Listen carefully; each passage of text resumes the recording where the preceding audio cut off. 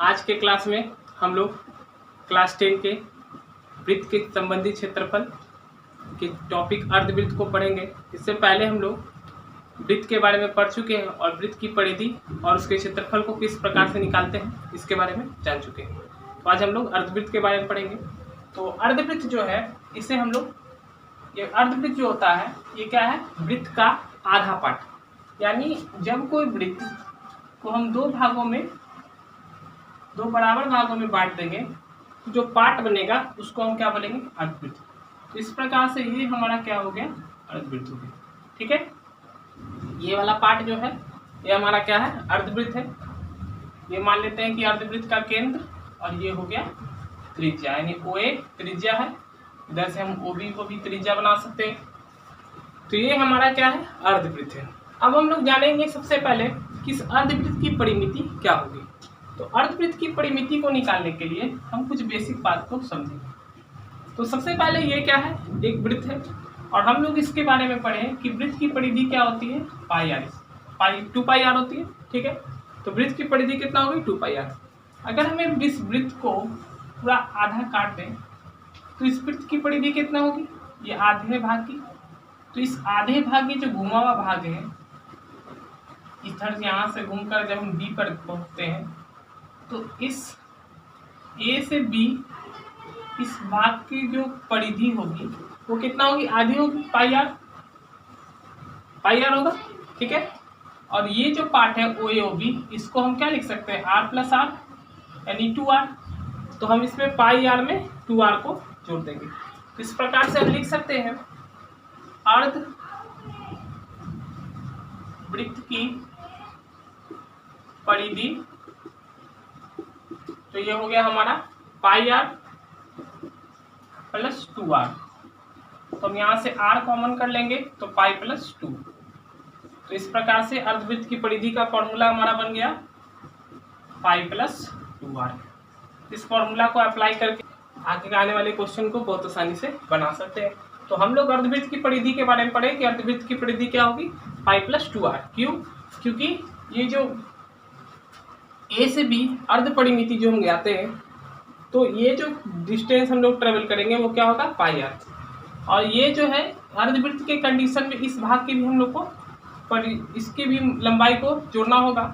तो इसमें हम AB को जोड़ते हैं तो क्या हो जाता है, 2r और शामिल हो जाता है।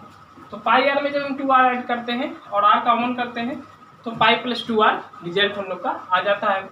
अब इसके बाद हम लोग अर्धवृत्त के क्षेत्रफल के बारे में पढ़ेंगे।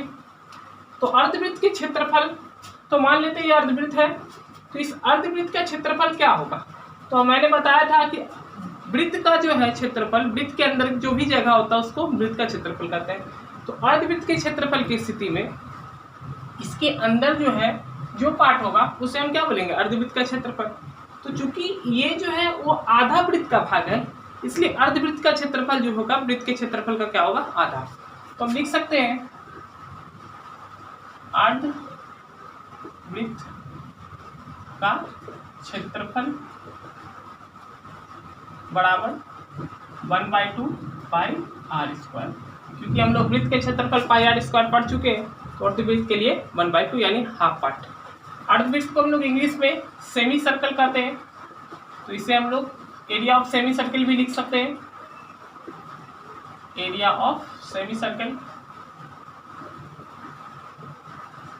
तो एरिया सेमी सर्कल भी 1/2 πr²। इस प्रकार से हम लोग आज अर्धवृत्त और के परिधि और उसके क्षेत्रफल के बारे में पढ़े। अब हम लोग इस फॉर्मूला से रिलेटेड कुछ क्वेश्चन को पढ़ेंगे ताकि हमारा कॉन्सेप्ट और ज़्यादा क्लियर हो। तो अब हम लोग अर्धवृत्त से रिलेटेड कुछ क्वेश्चन को पढ़ेंगे।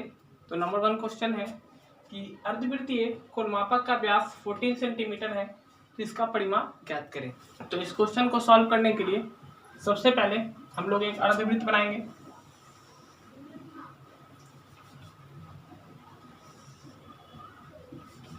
तो ये बन गया हमारा अर्धवृत्त। इस अर्धवृत्त का व्यास 14 सेंटीमीटर है, तो इसकी त्रिज्या 7 सेंटीमीटर होगी।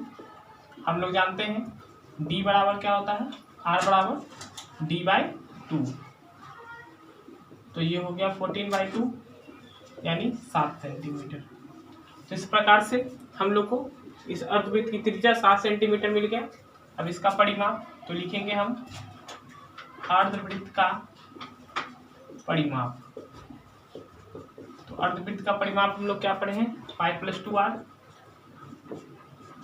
तो इस प्रकार से अब पाई का वैल्यू 22/7, तो 22/7 प्लस 2/1 इंटू 7। इन दोनों का एलसीएम लेंगे, 7 1 का 2 7, 22 और ये 7 दूनी 14 इंटू 7। तो ये 36/7 इंटू 7। तो ये 7 से 7 कैंसिल हो जाता है और 36 सेंटीमीटर इस अर्धवृत्त का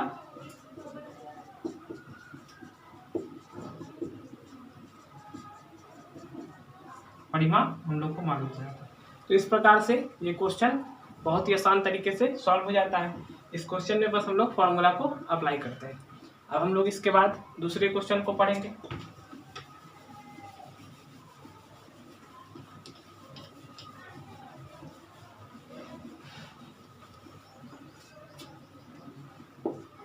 तो अब हमारा दूसरा क्वेश्चन है कि अर्धवृत्ताकार क्षेत्र का क्षेत्रफल 19.25 मीटर स्क्वायर है, तो इसका व्यास क्या होगा। एक अर्धवृत्ताकार क्षेत्र है जिसका एरिया कितना है 19.25 और हम लोग को बताना है कि उसका व्यास क्या होगा। तो सबसे पहले हम एक अर्धवृत्ताकार क्षेत्र बना लेंगे। तो ये बन गया हमारा अर्धवृत्ताकार क्षेत्र। हम लोग को इसका व्यास बताना है, यानी बताना है कि AB डिस्टेंस कितना होगा और इसका टोटल एरिया कितना है 19.25 मीटर स्क्वायर। तो चूंकि हम लोग जानते हैं अर्धवृत्त का क्षेत्रफल, अर्धवृत्त का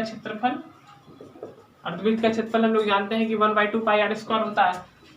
तो 1/2 पाई r स्क्वायर, ये 19.25 equal to 1/2 into 22/7 into r square, ऐसा हम लिख सकते हैं। ये 11 टाइम में कैंसिल हो जाएगा। ठीक है, अब हम यहाँ से पॉइंट को हटाएंगे तो 100 आएगा। यहाँ 11/7 हम लोग के पास बच रहा है।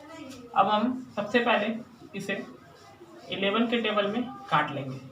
तो 11 के टेबल में 19, तो 11 कटेगा वन टाइम में 82, तो 77 7 टाइम में, और ये 55 तो हो जाएगा 5 टाइम में। ठीक है, और ये हो गया 11 से 11, मतलब 11 जो है यहाँ का कैंसिल हो गया।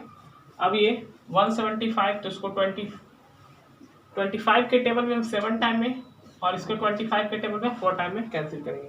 ये डिवाइड वाला जो 7 है वो दूसरे साइड चला जाएगा, तो 7 इंटू 7 डिवाइडेड बाई इस 4 इक्वल टू r स्क्वायर। तो इसे हम 7/2 का स्क्वायर लिख सकते हैं। 7 इंटू 7 7 का स्क्वायर और 4 को हम 2 का स्क्वायर लिख सकते हैं, इक्वल टू r स्क्वायर। इस स्क्वायर से स्क्वायर कैंसिल, तो r बराबर हो गया 7/2। अब हम लोग को व्यास चाहिए था, तो व्यास बराबर क्या होता है 2d, 2 इंटू त्रिज्या 2r। तो व्यास हो गया हमारा 2 गुने त्रिज्या, तो 2 इंटू 7/2। इस प्रकार से व्यास हमारा आ गया 7 मीटर, क्योंकि एरिया मीटर में था इसलिए ये 7 मीटर आ गया। तो इस प्रकार से ये क्वेश्चन भी बहुत आसान से सॉल्व हो गया। अब हम लोग एक और क्वेश्चन को देखेंगे।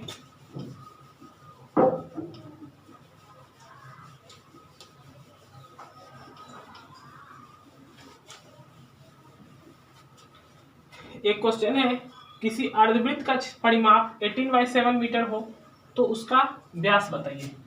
तो यही हम लोग का एक अर्धवृत्त है और इसका परिमाप कितना है 18/7। तो हम लिखेंगे अर्धवृत्त का परिमाप। तो अर्धवृत्त का परिमाप अभी हम लोग पढ़े हैं पाई प्लस 2 इंटू r। तो ये 18/7 equal to 22/7 plus 2/1 into r, ऐसा हम लिख सकते हैं। ठीक है, अब इसको हम कैलकुलेट करेंगे तो ये हो जाएगा इधर, इसको हम सॉल्व करेंगे तो 36/7 होगा। क्यों? क्योंकि 7 एक कैल्सियम 7 होगा, तो ये 22 और ये 14 हो जाएगा इंटू r। 7 से 7 कैंसिल और ये 36, 2 टाइम में, यहाँ होगा 1 इक्वल टू क्या हो गया 2r, तो r इक्वल टू हो जाएगा 1/2। तो ये हम लोग का ½ मीटर त्रिज्या निकल जाता है। और हमको बताना है कि इसका व्यास क्या होगा, तो व्यास बराबर हम क्या पढ़े हैं 2 इंटू त्रिज्या, तो 2 इंटू 1/2, 2 से 2 कैंसिल, तो 1 मीटर इसका व्यास आ जाएगा। तो इस प्रकार से हम लोग अर्धवृत्त के परिमाप और क्षेत्रफल को निकालना सीख लेते हैं।